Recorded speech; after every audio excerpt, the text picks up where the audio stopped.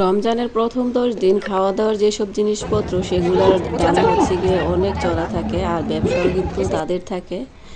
আর দ্বিতীয় ১০ দিন থাকে যারা ব্যবসায়ী, কাপড় ব্যবসায়ী, আর তৃতীয় ১০ দিন থাকে যারা পরিবহন ব্যবসায়ী। তো তেমনই আমার বাড়িতেও আজকে খানা দানা যেরকম মানে রোজার শুরুতে প্রথম প্রথম ১০ দিন অনেক পরিমাণে একদম ভাজা পোড়া তৈরি করা হয়। তো হ্যালো এভরিওয়ান, আসসালামু আলাইকুম। সবাই কেমন আছেন? আশা করি সবাই ভালো আছেন। তো আমার ব্লগে আপনাদের সবাইকে স্বাগত জানাচ্ছি। নতুন আরেকটি ব্লগ নিয়ে আপনাদের সাথে হাজির হয়েছি। আশা করি সম্পূর্ণ ব্লগটি দেখবেন, ভালো লাগবে। তো আমাদের এই যে প্রথম প্রথম যে রোজার ১০ দিন থাকে তখন কিন্তু আমরা ভাজা পোড়া ইচ্ছে মতন খাই, আর বেগুনি যত ধরনের চপ আছে, বুট আছে, সব কিছুই তৈরি করি।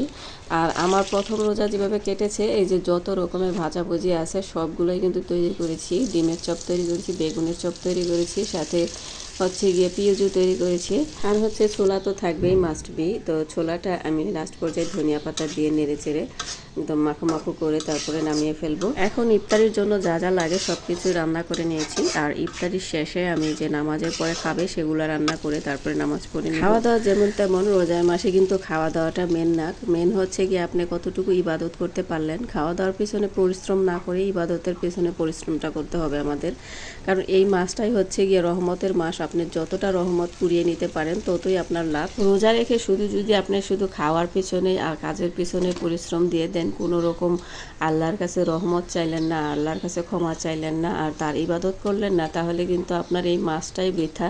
আমরা কিন্তু অনেক আনন্দ করি, সামনে একটা ঈদ আছে, আর সেই ঈদ উপলক্ষে আমরা কি কি কেনাকাটা করব, কি কি কিনবো না কিনবো, কেনাকাটায় ব্যস্ত থাকি। আবার ইফতারি তৈরি করার সময় ইফতারি কাজ টাজ মানে এগুলা তৈরি করতেই সারাদিন ব্যস্ততায় কেটে যায়। দেখা গেছে নামাজটা পর্যন্ত পড়া হয় না।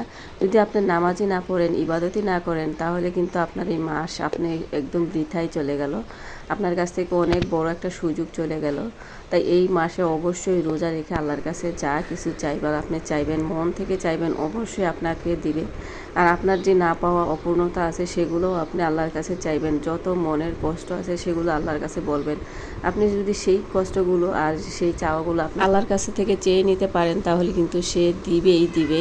কারণ সে কখনো আল্লাহ কখনো মানুষকে ফিরিয়ে দেয় না। আর একটা মানুষ যখন সারা দিন অভুক্ত থেকে আল্লাহর কাছে ২ হাত তুলে কিছু চায়, আল্লাহ কিন্তু সাথে সাথে তা কবুল করে নেয়। তবে চাওয়ার মতো চাইতে হবে, আল্লাহর কাছে হাত তুলে এমনভাবে আকুতি মিনতি করতে হবে যেন সে দিতেই বাধ্য হয়ে যায়।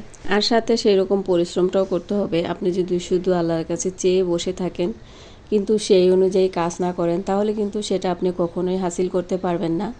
যাই হোক, অনেক কথা বলে ফেলেছি। আর এখন রোজার যে শুরু হয়েছিল তার একদিন আগে আমাদের এখানে মেলা বসেছিল। মেলাটা ছিল ১ সপ্তাহ যাবৎ, কিন্তু আমি একদিনও যাইনি। তো লাস্ট পর্যায়ে যেদিনটা একদম মেলা শেষ সেই দিন কিন্তু আমি গিয়েছিলাম, আর দেখলাম কি কি উঠেছে আর কি কি অবস্থা। আর সেই দিন কিন্তু মেলাতে হচ্ছে গিয়ে লটারি ড্র ছিল, আর সেজন্য প্রচুর পরিমাণে ভিড় ছিল।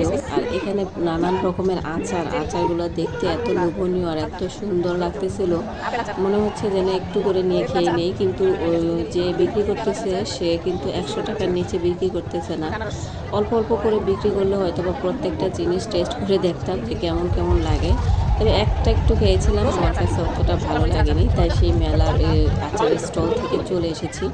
আর এখানে যে নৌকা চলতেছিল, সাথে চরকি ছিল, পান ছিল, ধোয়া ওঠা পান ছিল, তারপরে হচ্ছে গিয়ে স্মোকি হচ্ছে গিয়ে চিপস ছিল। আর এখন কিন্তু আমাদের এলাকায় যেখানে সেখানে মেলা বসে, আর এরকম নৌকা হচ্ছে চরকি নিয়ে বসে থাকে, প্রচুর পরিমাণে লোক এই নৌকার মধ্যে। এই ছিল আজকের ভিডিও। আজকের ভিডিও কেমন লাগলো অবশ্যই কমেন্টে জানাতে ভুলবেন না। আবার দেখা হবে নতুন কোনো ভিডিওতে। আমার ভিডিও প্রতিদিন সন্ধ্যা ৭টা ৮টার মধ্যে প্রচারিত হবে, অবশ্যই দেখে নেবেন আর সাথে থেকে যাবেন। আর ভিডিওতে একটা লাইক দিতে ভুলবেন না। ততদিন পর্যন্ত ভালো থাকুন, সুস্থ থাকুন। আবার নতুন কোনো ভিডিওতে হাজির হব। আসসালামু আলাইকুম, আল্লাহ হাফেজ।